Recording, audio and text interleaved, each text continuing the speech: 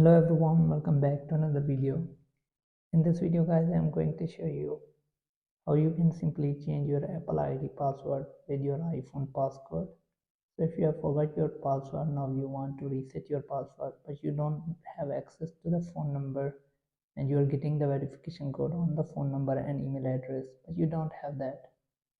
I'm going to show you how you can reset the password with your iPhone passcode. So this passcode on the lock screen. With this passcode, I'm going to show you how you can reset it. So let's get start the video. First of all, click on settings and click on your Apple ID username. Then simply click on password and security, right? Then you can simply click on change password.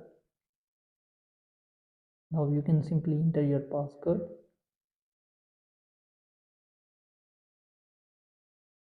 Now here you have the option to change the password with the passcode.